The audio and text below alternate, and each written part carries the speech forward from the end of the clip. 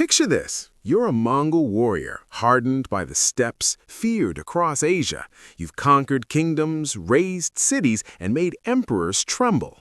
But now you stand before a wall, not just any wall, a serpent of stone stretching as far as the eye can see, crawling over mountains, diving through valleys, seemingly endless.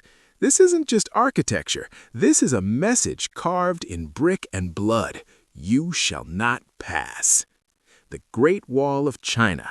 You've heard of it. Maybe you think it's just a tourist attraction, a really long fence, something you can see from space. Spoiler, you can't. That's a myth. But what if I told you this fence was the difference between civilization and chaos, between Chinese dynasties surviving or being wiped from history? What if I told you that behind these stones lie stories of brilliant generals, desperate last stands, and invasions so brutal they make Game of Thrones look like a children's play? Today, we're not just talking about bricks and mortar. We're talking about the greatest defensive structure ever built, spanning over 13,000 miles across mountains, deserts, and plains. We're diving into how this wall helped China survive the Mongols. Yes, those Mongols, the ones who conquered half the known world. We're exploring the legendary battles fought on its ramparts, the strategies that made it impenetrable, and the stories of the men who bled to defend it. So grab your armor, sharpen your sword, and let's march through history, because the Great Wall isn't just a wall, it's a graveyard of empires who thought they could break through. Part 1. Why build a wall? Let's rewind to around 700 BC. China wasn't China yet. It was a patchwork of warring states, each one trying to murder the others for land, power, and bragging rights. Classic human behavior. But there was one problem they all shared: the nomads from the north. These weren't your friendly neighbors. These were the Xiongnu, expert horsemen who lived for raiding. They'd sweep down from the steppes, pillage villages, steal livestock, kidnap people, and disappear before anyone can organize a defense. It was guerrilla warfare on horseback, and the Chinese states were getting tired of it. So what did they do? They started building walls. Small ones at first, around their territories. Think of it as medieval home security. Hey, nomads, stay out of my yard. But these walls were fragmented, unconnected, basically useless on a large scale. Then came Emperor Qin Shi Huang in 221 BC, the man who unified China and said, you know what? Let's connect all these little walls and make one massive wall. This guy didn't do anything halfway.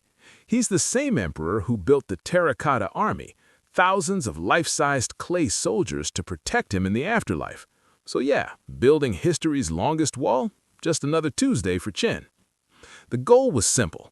Create a barrier so massive, so fortified, that the northern tribes would think twice before attacking. But here's the thing. Walls don't just keep people out. They're psychological weapons. They say, we are strong, we are organized, and if you try us, you'll regret it. Construction was brutal. Hundreds of thousands of workers, soldiers, peasants, prisoners labored for decades. Many died. Their bodies were sometimes buried in the wall itself, turning it into both a fortress and a tomb. The wall became a symbol of Chinese resilience, but also of the cost of survival. Part 2. The Mongol threat. Fast forward to the 13th century, the wall has been expanded, reinforced, and renovated by various dynasties. The Ming dynasty in particular went all in, building the iconic brick and stone sections we see today. Why? Because a new threat had emerged, a threat so terrifying, so unstoppable, that kingdoms from Korea to Europe trembled at the sound of their name: the Mongols. Led by Genghis Khan and later his descendants, the Mongol Empire was a war machine. They perfected cavalry tactics, psychological warfare, and siege technology. They conquered the Khwarezmian Empire, invaded Russia, smashed into Eastern Europe, and turned cities into ash. Their strategy was simple: submit or die, and most chose to submit. But China? China had a wall. Now, don't get me wrong, the wall wasn't invincible. The Mongols were clever. They didn't just ride up and bash their heads against stone.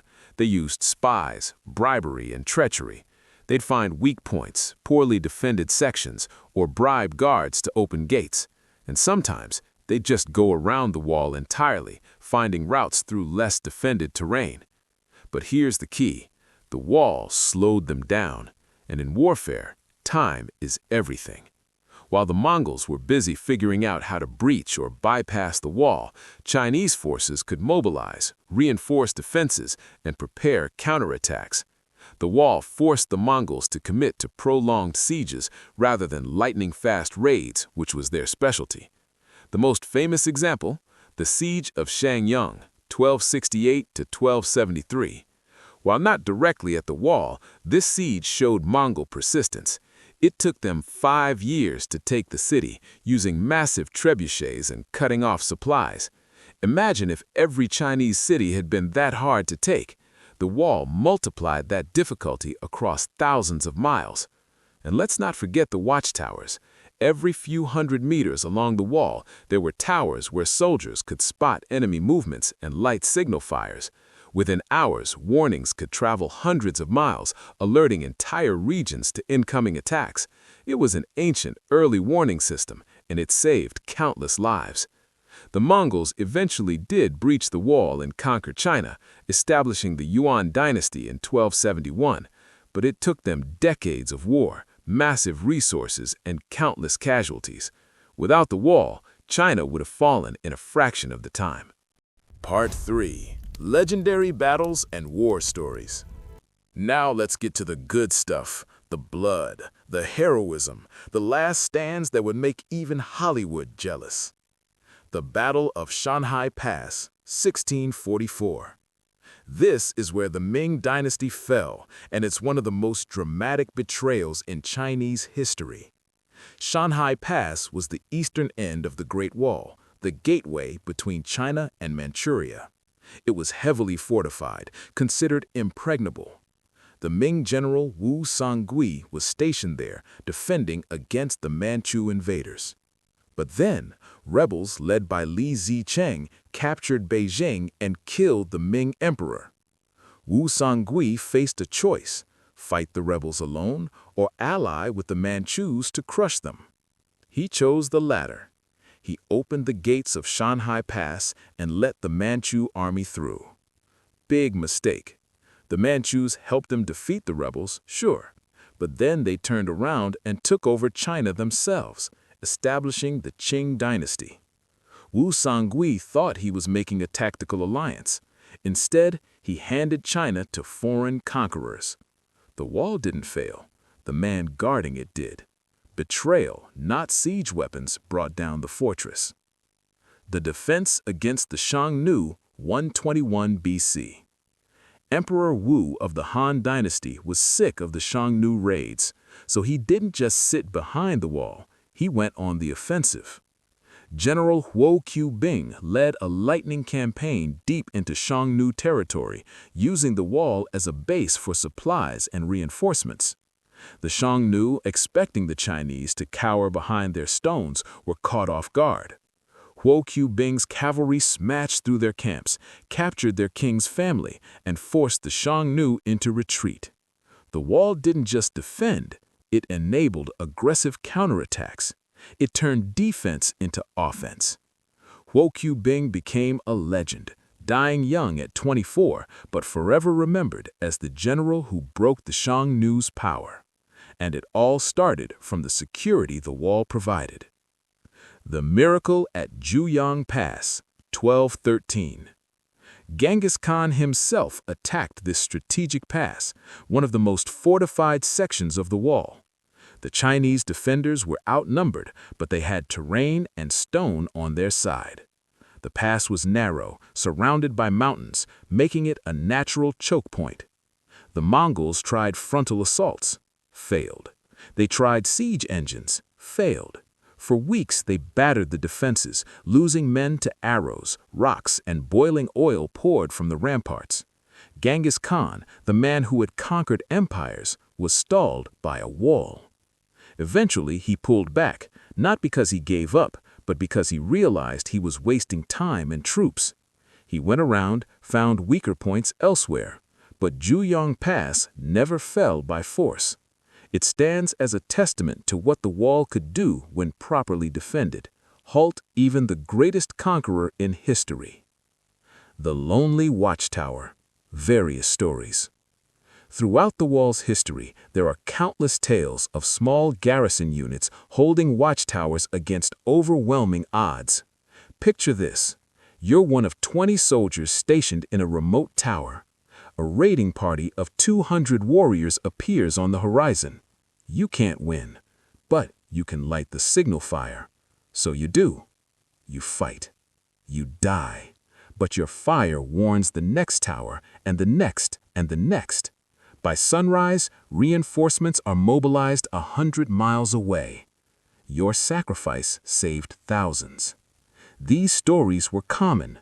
Soldiers knew they were expendable, but their duty mattered. The wall wasn't just stone, it was the will of men who refused to let it fall. Part 4. How the wall actually helped China survive. Let's get tactical. How did the wall actually help China survive? 1. Force multiplier.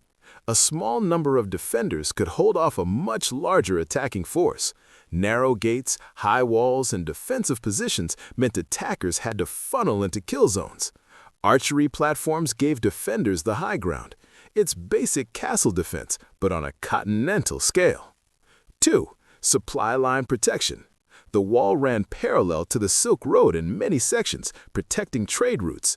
Merchants could travel with less fear of raids, which meant more economic prosperity, which meant more resources to maintain the military. The wall paid for itself by enabling commerce. 3. Intelligence network. Those watchtowers weren't just for fighting, they were communication hubs. Signal fires, smoke signals, and drum beats could relay messages faster than any messenger on horseback. The Chinese military had real-time intelligence across vast distances, a massive advantage in pre-modern warfare. 4. Psychological deterrence. Never underestimate the power of "this looks too hard." Many nomadic tribes simply chose to raid easier targets rather than challenge the wall.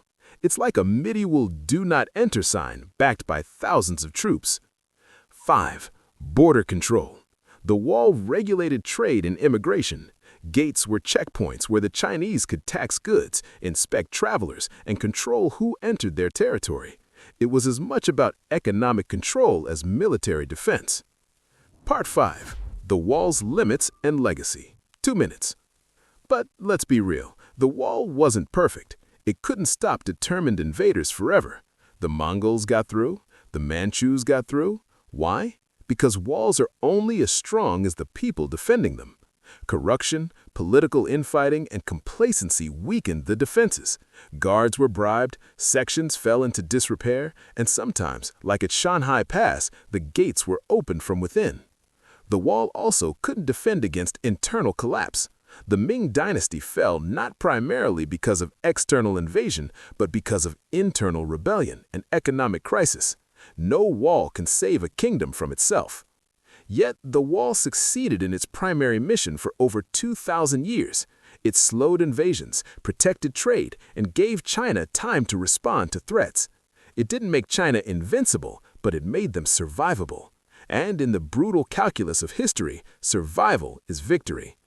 Today, the Great Wall stands as a UNESCO World Heritage Site, a symbol of human determination and ingenuity. Millions visit each year, walking the same stones that soldiers once bled to defend. It's no longer a military barrier. It's a reminder that civilizations endure not just through strength, but through the will to protect what they've built. So, what's the takeaway from this 13,000-mile monument to paranoia and perseverance? The Great Wall of China wasn't just about keeping barbarians out. It was about creating a system, military, economic, psychological, that gave an entire civilization the breathing room to survive, adapt, and thrive. It was about turning geography into strategy, stone into strength, and fear into fortification. Did it stop every invasion? No. Did it prevent the fall of dynasties? No. But did it buy China centuries of stability, enable the flourishing of culture and trade, and force even the greatest conquerors to think twice? Absolutely. The wall reminds us that defense isn't just about firepower, it's about preparation, intelligence, and the will to endure. It's about building something so monumental that even your enemies respect it. And it's about the countless unknown soldiers who man those watchtowers, knowing they might die alone, but their sacrifice would echo across history. So here's my call to action for you. If you found this deep dive into the Great Wall fascinating, don't just walk away. Go deeper. Read about the generals who defended it, Huo Qubang, Qi Jiguang, and countless others whose names history forgot. Watch documentaries that explore the wall's construction and the lives of those who built it. And if you ever get the chance, visit the wall yourself. Stand on those stones, feel the weight of history beneath your feet. Better yet, share this story. Tell your friends about the siege of Shanhai Pass, the watchtower defenders, the Mongol invasions that the wall helped repel. History isn't just dates and facts, it's human drama, sacrifice, and survival. And the more we remember these stories, the more we honor those who lived them. Because walls may crumble, empires may fall, but the stories of those who fought to defend them, those are eternal. Now go forth, explore history, and remember, sometimes the greatest weapon isn't a sword or a cannon, it's a wall and the courage to stand behind it. Thanks for reading. Stay curious, stay hungry for history, and I'll see you in the next deep dive into the past.